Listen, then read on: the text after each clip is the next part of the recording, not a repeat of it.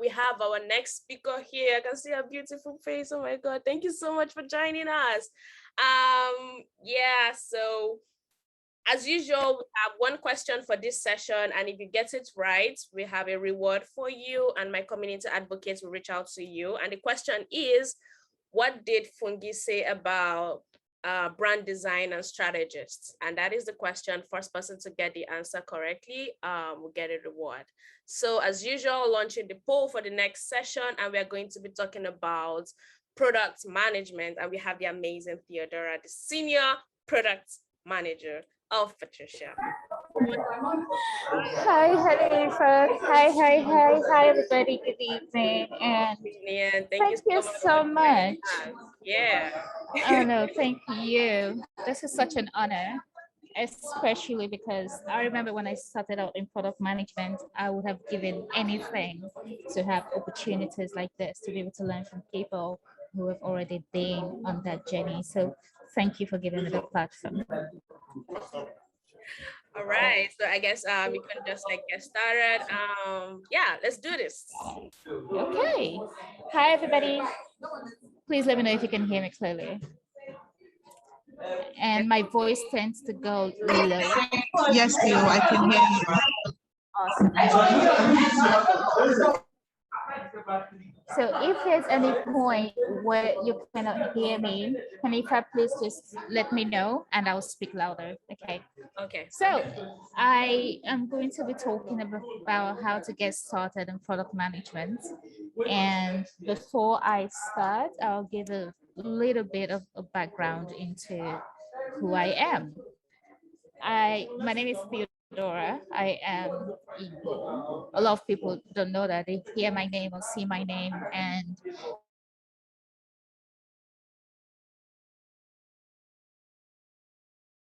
years of experience in product management, but then collective work experience, I would say that's going on 16 years of work experience. And before you wonder, I'm not that old.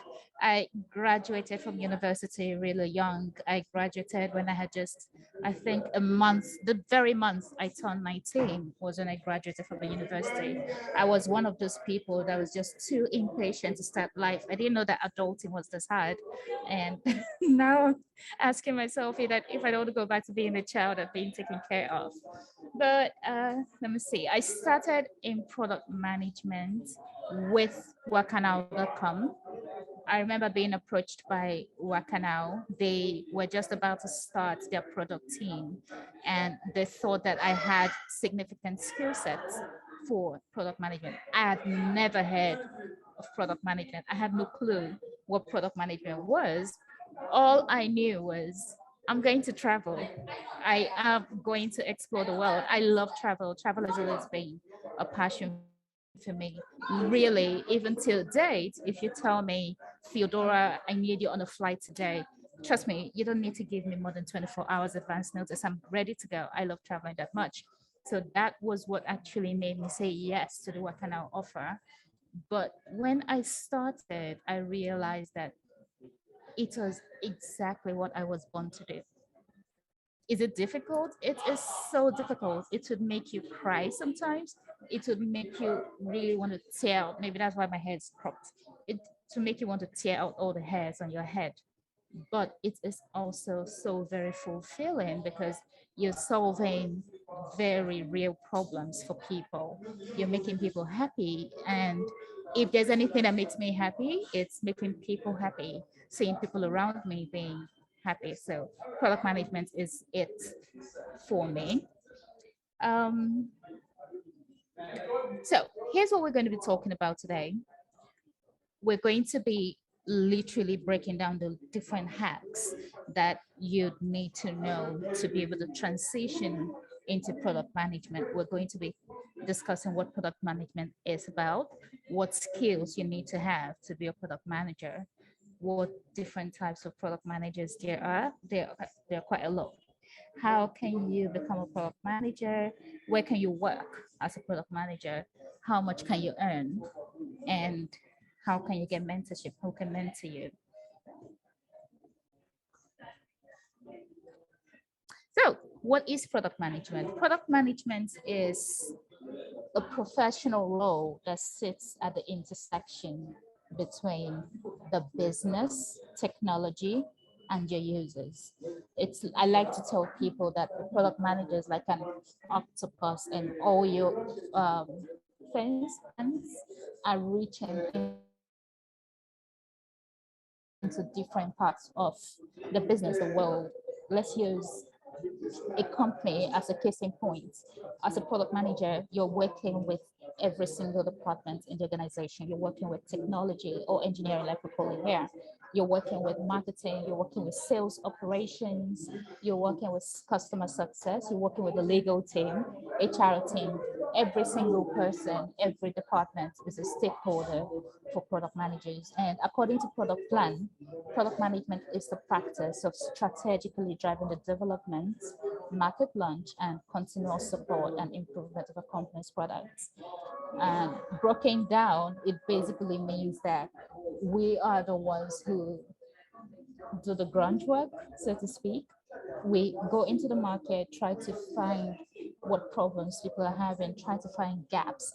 And one thing I had like a light bulb moment, not really light bulb moment, but I had a moment today where I said, you know what? I have realized that as a product manager, I'm constantly looking for problems. Not in the village people kind of way, but in the, I want to be able to identify a problem before it happens so I can mitigate against that problem, right? I can be able to solve that problem for whoever is going to have the problem. That's what we do as product managers. We identify problems in the market, we identify problems with a product, whatever it is we want to do, or even within the organization that we work in.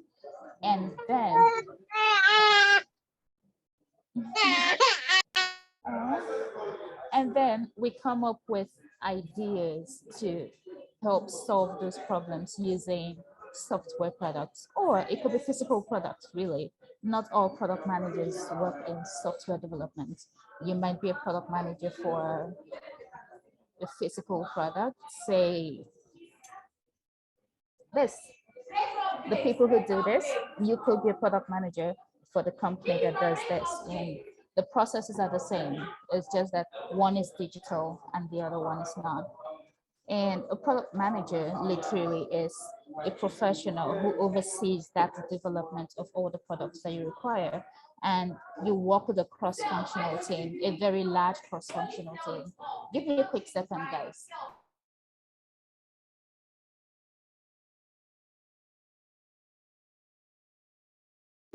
Sorry, guys, I'm in the office and my colleagues are very excited. Okay, everybody still with me? Yes, please go ahead. We totally understand the excitement. Yeah, thanks. All right, so we're going to talk about the skills that you need to be a product manager, right? There's no hard and fast rule into who can be a product manager, but these things are very important to have if you want to be a product manager, because it's an exact profession. It's a very, very specific role. You need to have excellent communication skills. And the reason why I say excellent is because your work literally revolves around communication. You are communicating with the customers out there, you're communicating with your internal stakeholders, the C-levels, your direct reports, the other departments in the organization, engineering. You're constantly talking, you're constantly trying to convince people, you're constantly trying to get people on board with whatever it is you want to do or build. Another is going to be technical expertise. Now, when I say technical expertise, I'm not saying coding or engineering. Technical expertise means in the industry that you're playing in, you need to know the back to back of that industry.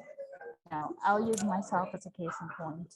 When I started product management, I started in Wakana, which is in the travel tech industry. And before then, I had already gotten quite a few countries under my cart. I loved to travel. I could build travel packages for people.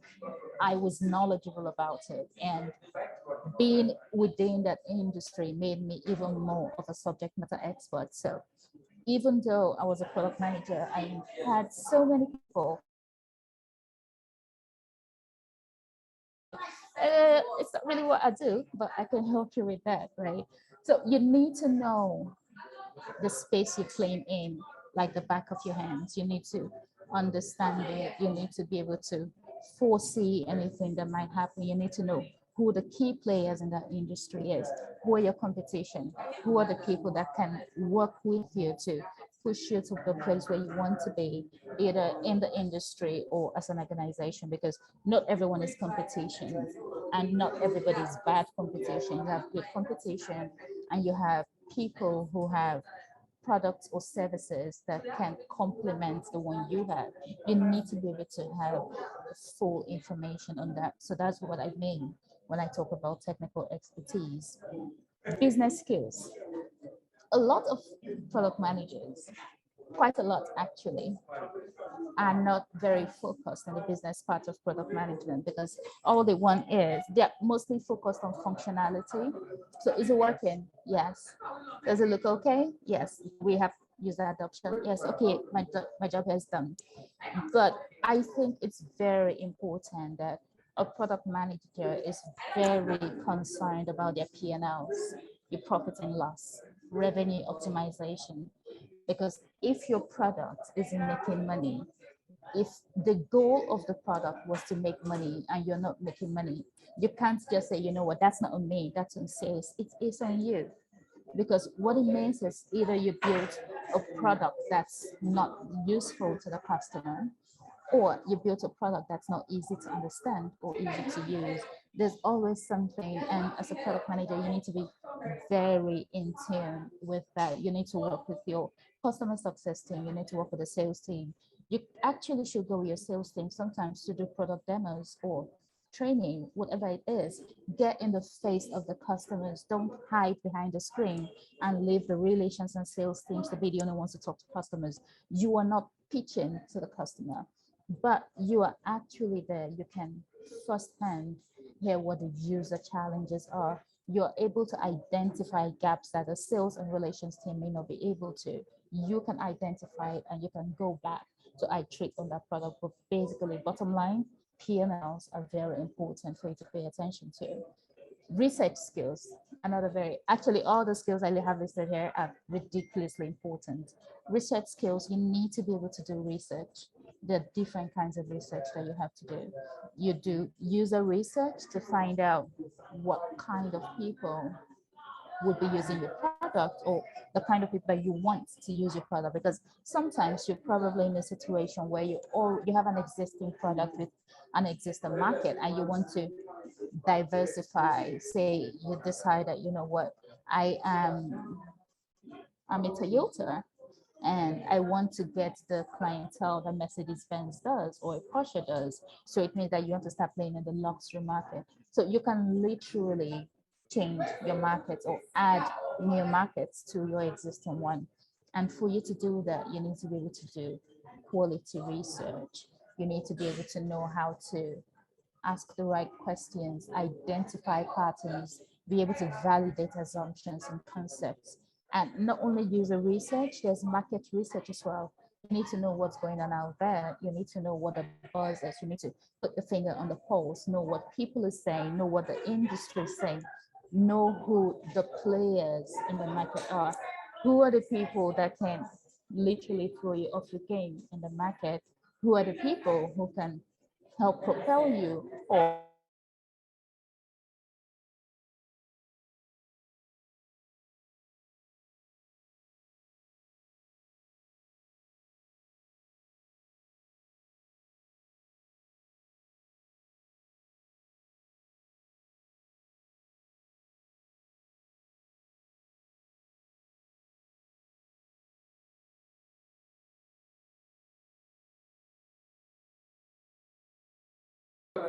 for me to be able to come up with a new idea for for a product or a feature, I need to be able to get the C levels to align with that. And nothing works as well as data.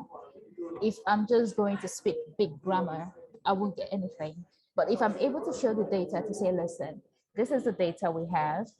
And if we go in this direction, this is what's likely to happen. Our revenues would increase, or our revenues would dip, or we're going to attain, say, 25% more of the market share, which is going to put us at the top of the entire market, or we're going to acquire. And that's mostly because ridiculously I am ridiculously introverted, right? I can bury my head in the sand and not talk to anyone for months, and I won't feel like I'm missing anything. But it doesn't mean I've always been a huge smiler. I smile all the time. And I think because I smile all the time, people kind of think I'm very extroverted, so people talk to me. But as a product manager, I had to learn that I had to be able to intentionally initiate conversations with people, be approachable, get people to be able to talk to me, trust me, and trust that what I say has value, right? So it's very important to learn, because you need to be able to talk to different people, not just within the organization, but outside the organization as well. One of the things we do most as product managers is talk. I have been in a minimum of 6 meetings today, and that's the lowest I've had this week. We're always in one meeting after the other, and it's not a meeting where you're quiet and you're listening. No, you're one of the drivers of all these meetings. So you're talking a lot. You need to be able to have great interpersonal skills. Marketing skills is also very important, because you need to, if you cannot sell your idea, your concept, your products to somebody else, then your product is not going to go off the shelf. It's not going to go to the market. You need to be able to convince the C-levels that your idea is viable, that it's going to drive the business objectives to where they want it to be. You need to be able to market it to the salespeople who are going to go outside, because it's whatever you've told them, whatever you've convinced them your product can do, that they would go outside to go tell somebody else. Same thing with the customer success team. Literally everybody, I need to also be able to market to say, I have a product to build and I need more engineers. I need to be able to market that concept to the HR team to convince them to give me 1 or 2 more engineers or a designer, whatever. Bottom line is you need to be great at marketing. Delegation skills. This is another one I had to teach myself to do, because one of the bad things that I always used to have was I prefer to do things myself. I was so much of a perfectionist that I feel, you know what, instead of giving this to somebody else to do it, I can do it in less the time, and I'll be able to do it to my satisfaction. But as a product manager, you cannot do that. You're going to burn out pretty quickly. So you need to be able to learn how to delegate work to the relevant parties. If you have an associate product manager, an intern, a product designer, let's say for instance you're a product manager who knows how to design, or a product manager who knows how to code, and then you decide, you know what, because I know how to code or because I know how to design, I'm just going to go ahead and code the product myself. I'll go ahead and design the wireframes and blah blah blah. But you have people that have been employed to do these things. You need to be able to delegate to them and allow yourself time to work on the core product management tasks that you have for yourself. Delegation, I've just talked about strategic thinking, is also another very important skill that you need to have. You need to be able to see a situation holistically and be able to unemotionally analyze that situation. You need to be able to think about the bottom line and the top line. So the top line basically is how much are we making in terms of general revenue and what's the profit margin, right? You need to look at all of that. You need to think like the CEO. What does the CEO want to achieve? What does a chief product officer want to achieve? The chief marketing officer, what does he want to achieve? You ask yourself all of those questions. You literally put yourself in their shoes and be able to think about how that would fit in the product that you're trying to ideate or the feature that you're trying to add to an already existing product. And you need to learn how to prioritize. You cannot do everything. One of the things you need to know how to say the most as a product manager is no. Literally, seriously, no. Because you're going to become the attacked from all angles. All angles. Your chief product officer is coming to you to say, I need you to do this. The relations team will come to you to say, yo, our customers are complaining, they want this, they want that, they want that. Sales is saying, oh, during the markets, whatever we did yesterday, we got this, so we need you to do this, do that, do that. Marketing is telling you what they need. The C-levels are telling you what they need. Legal is telling you, know what, no, we needed to do this because of regulations and blah, blah, blah. You need to be able to take a step back and prioritize all of these requests based on different frameworks that you can use. You could decide to base a prioritization on impact versus effort. How much effort is it going to take for me to work on this particular thing, and what's the impact going to be? Is it going to require maximum effort but have a low impact? If it does, move it to the bottom of the list. Is it a high impact, low effort task? Okay, move it to the top of the list. If it's high, that's also top of the list, because if it's high impact, high effort, you now have to prioritize that against the other things you have, but you need to know how to prioritize, because you cannot do everything at the same time. And the different types of product managers, there's so many different types of product managers out there today. And you have some people who are a combination of more than one type of product manager. The first I have up here is a technical product manager. And a technical product manager, a TPM, is someone who has a very strong technical background or engineering background. An example of this is Elon Musk. Elon Musk is originally an engineer who now product manages his own products at Tesla, right? And most product managers transitioned from engineering. They were probably software developers or something before transitioning to product management. The next up here is the data product manager. And data product managers typically people who transition from data science or data engineering within the engineering team. And they are very, very fluent in data management and analysis. They love to work with numbers. They come alive when they see numbers. They're not interested in quality analysis. They're more interested in the quantity analysis. You know, like, we need to see the numbers, what the numbers look like. We need to visualize the data. That's what a data product manager does. And most organizations who have full-fledged product teams would typically have a data product manager as well. We have the growth product manager, and a growth product manager focuses less on the life cycle of a product. So a growth product manager is not interested in ideation, development, market launch, none of that. They are focused on one particular metric, and that metric is going to be dependent mostly on the company. The company could say, you know what, our North Star metric, for those who do not know, a North Star, if you look at the galaxy, there's always that one star that shines brighter than all of them. That's a North Star metric. And back in the day, and even till date, most sailors or wanderers use that star to guide them home. And in product management, we refer to the most important metric as the North Star metric. That's the metric that guides all the decisions that we make for a product. It could be, you could decide that revenue optimization is your North Star, or user acquisition is your North Star. It's all up to you. So if you want to be able to improve on that metric or increase the statistics for that metric, what you do is hire someone called a growth product manager.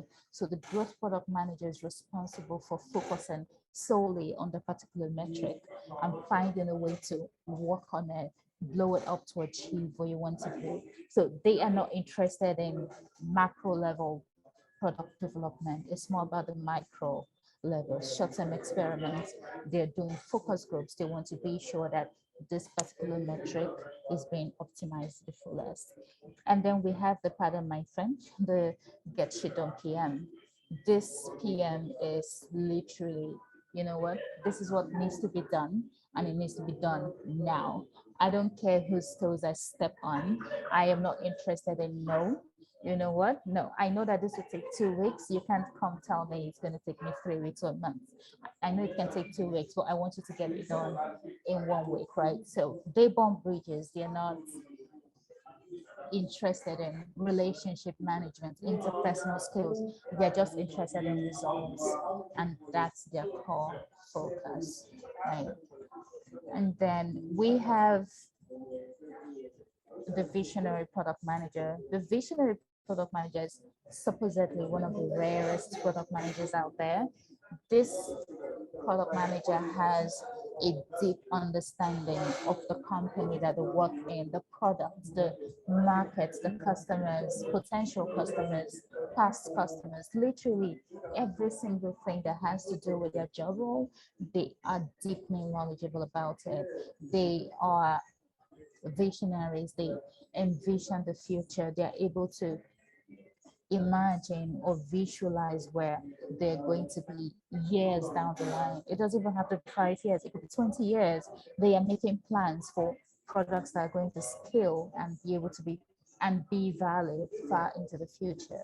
That's what visionary product managers do. And then we have, an example of that is Jeff Bezos, because most visionary product managers are either used to be entrepreneurs or currently are founders, like Jeff Bezos. Another one, or the final one for this categories I'm listing out, is a designer PM. A very popular example of a designer PM is Steve Jobs.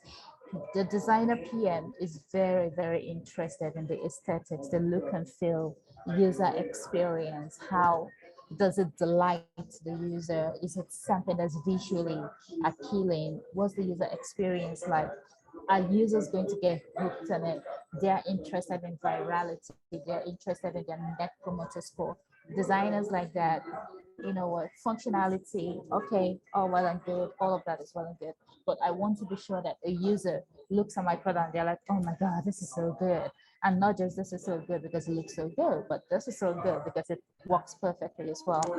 The time to value is reduced to almost nothing, and you have the hoorah moment. And up next, how do you become a product manager? Easy peasy, really. The first step, you need to learn product management fundamentals. There are so many little bits that make up product management fundamentals. There are frameworks, there are creeds, their methodologies. So you need to acquaint yourself with them.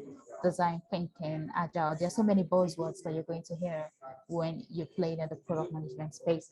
But one thing you need to know is most of these things are just buzzwords. I was having a conversation a few hours ago today with someone, and they said, what's one of the most ridiculous things you hear people say related to product management that you just think it's now overhyped and not necessarily true?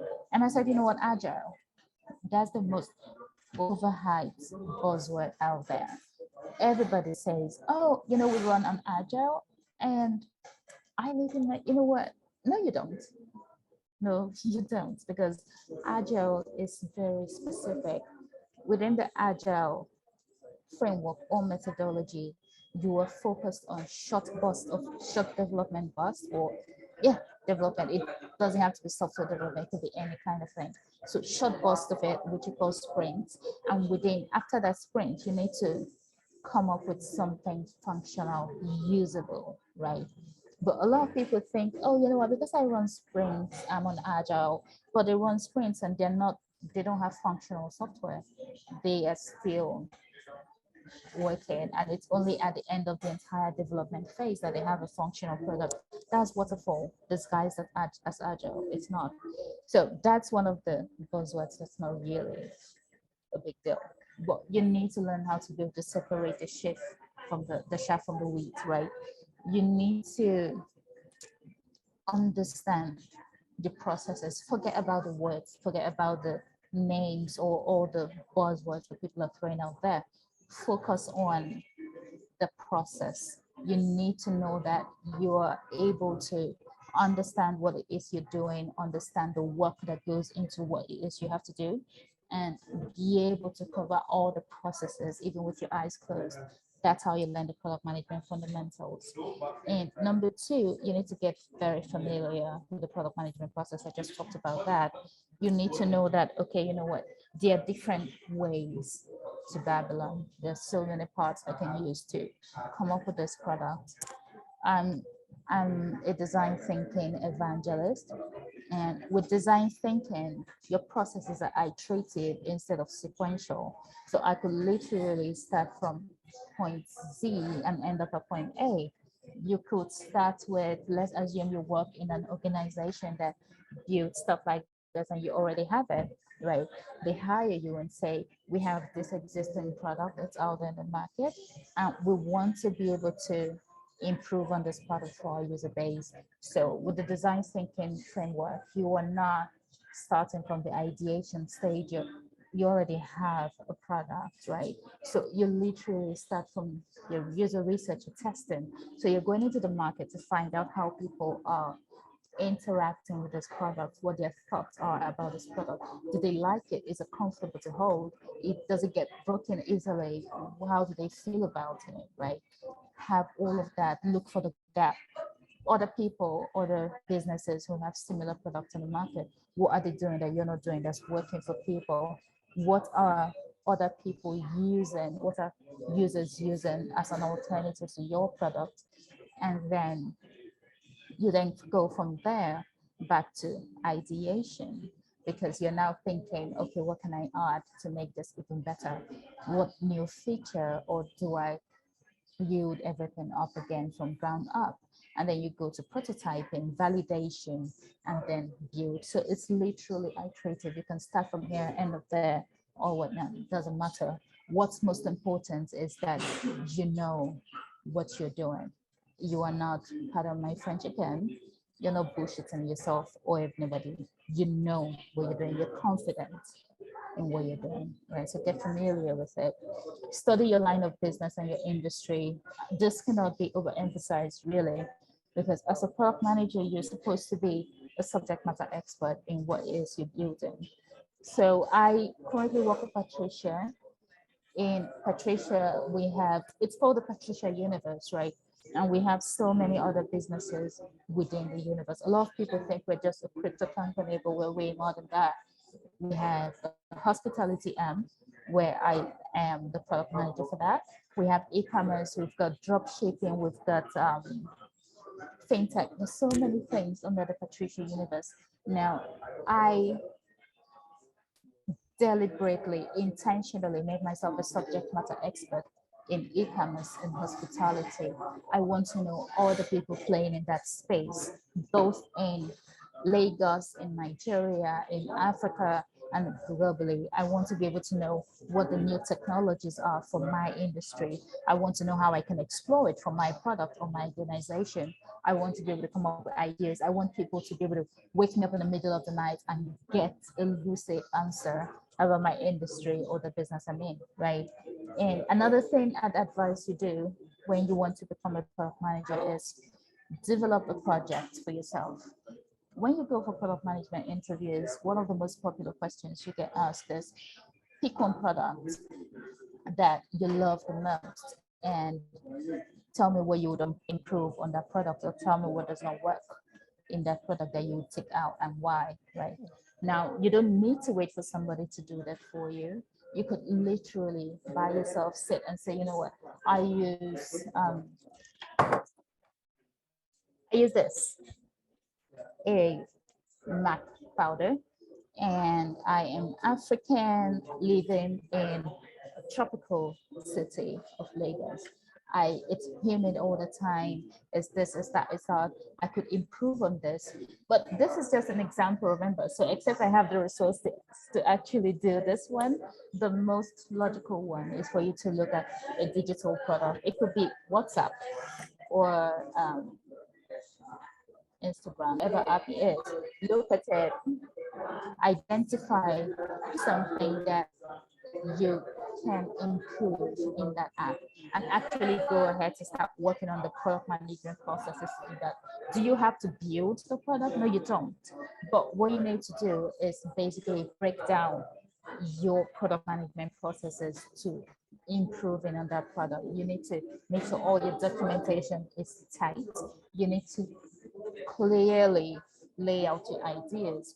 And I have seen people do this and actually approach the companies that have these products to say, listen, I have this idea and this is how I think you can go about improving it.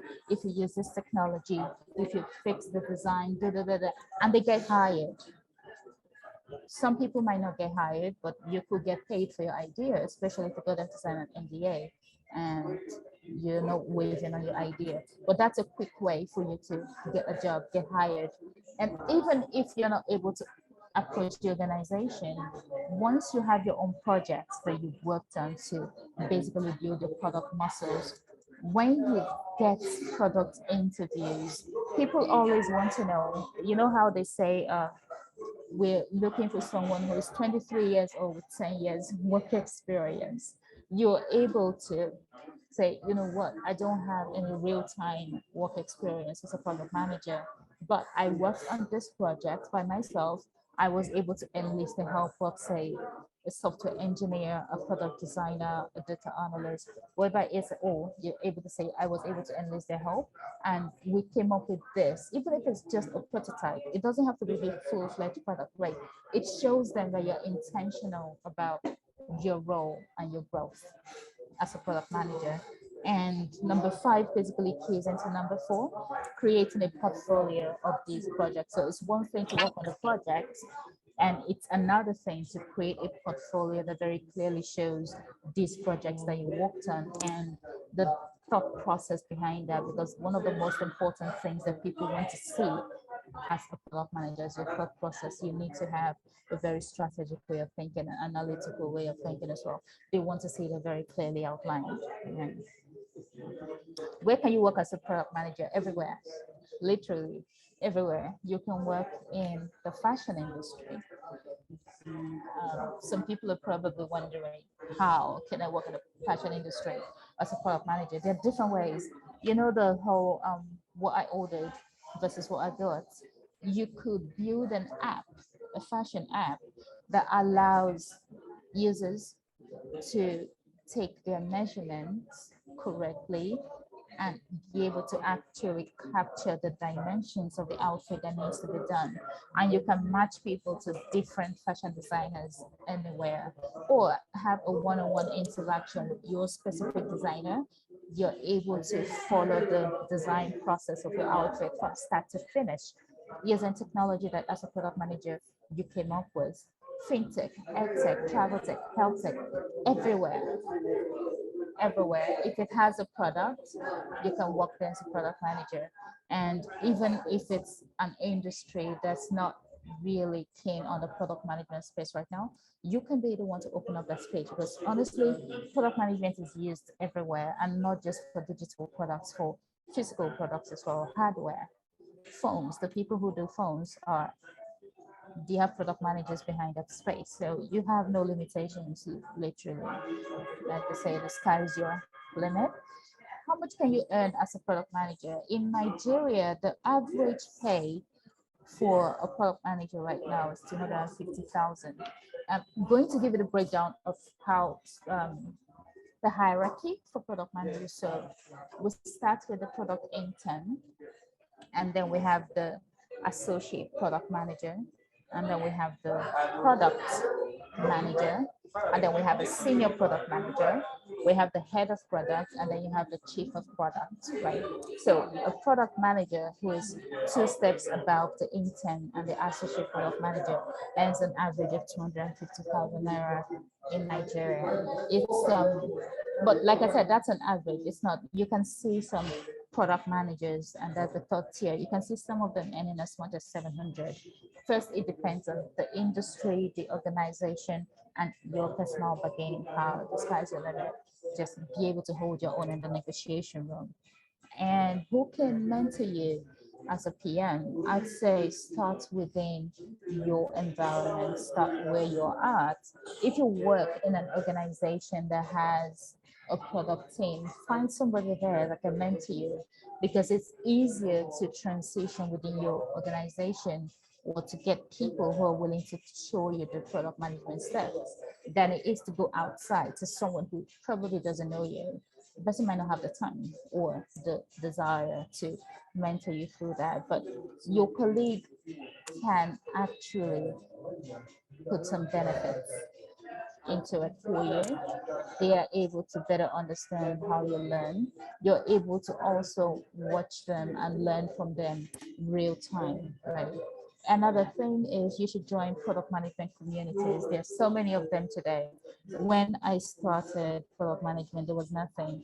I did a lot of international seminars, webinars, events to be able to understand what I was even doing as a product manager. But today, product management has become such a thing that we have so many product communities all over. We have the product manager Africa community, we have the product dive community, we have the product people, we have the team, there's so many of them. Find some of them, join them. The benefits to joining them is, first off, you're networking with people in the space that you already want to play in. You're networking with existing product managers. You are going to get access to so many resources that they're going to share within that community. Then also, most of these communities share job vacancies that you could explore. Many of them hold CV workshops, interview sessions where they teach you how to interview very well as a product manager. So it's very important that you join one of those communities and then look for mentorship programs. There's several of them out there, not just in Nigeria, but outside of Nigeria as well. I know that there are quite a number of people who like to approach people out of the blue.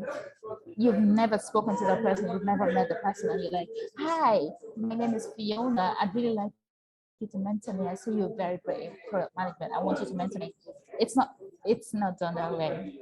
This person doesn't know you. This person has no drive to mentor you. And this person is probably either very busy or has a list of other people that they do know and are mentoring. So it's always better to first know the people you're approaching for mentorships or apply to certified mentorship programs. There's so many of them. If you go online, you're going to find all of them. And that's actually like a quick summary on product management, how to get into the career. It's a beautiful one, but it's not as glamorous as a lot of people think it is.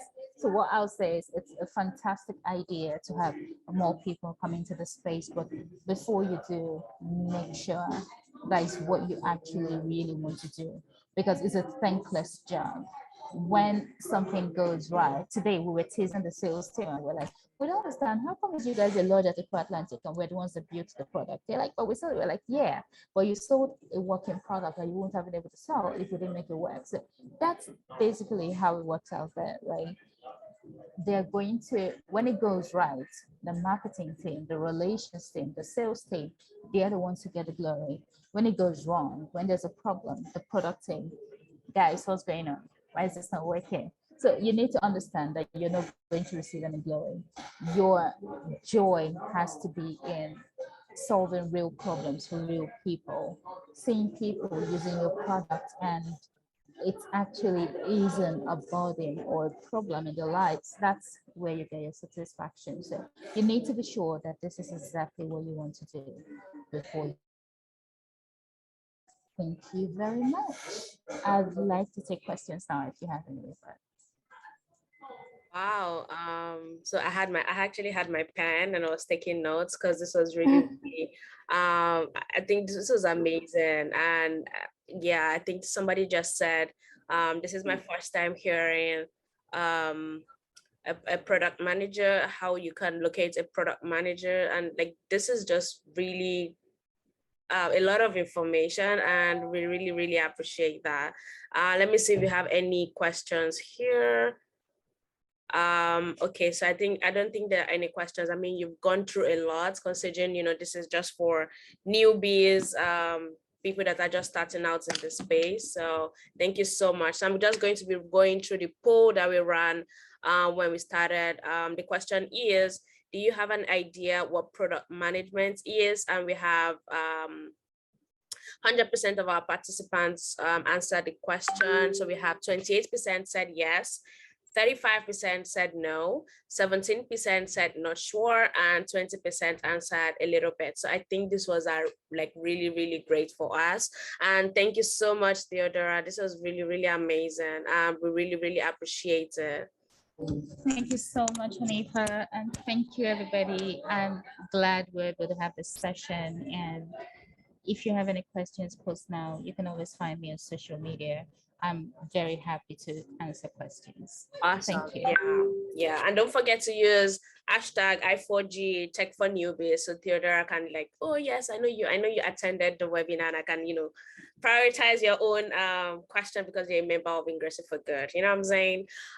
So we have the last question as usual, and we're going to be getting rewards for the first person that answers this question correctly. So Theodora mentioned a lot of product managers examples, and she gave examples for them. So who was the, okay, who did she give as example for these types of product managers? First person is the technical product manager, second is the visionary product manager, and the third is the, okay, let's just go with those two. I can't see what I wrote, but yeah, those are the two questions, and let me see first person to answer those two questions. Yeah, and I think we are at the end of the day 2 of Tech for Newbies webinar, and today we had like amazing sessions. I mean, it was really, really great, and I learned a lot. Please go ahead, go follow them on social media. If you have any questions, feel free to reach out. And like I said, we are going to be working together with these amazing speakers to come up with the resources that, you know, we're going to design for you to have, you know, easy access to, and be able to get answers to more of questions that you have. Videos is being recorded, and we're going to be uploading them on our YouTube. Please be patient. It takes a lot of effort and time, so we're going to be sending them to your emails. What else? Yeah, I remain Hanifa, and thank you to our amazing speakers. Thank you all for also joining. If you learned anything, let us know. Tweet at us on @Ingressive for Good, and you can also tweet at me at this Hanifa. I'm, you know, happy to answer any questions or connect you to people that can answer your questions in the tech space. Without further ado, I formally close today's session. Thank you so much, and have a nice day, everyone.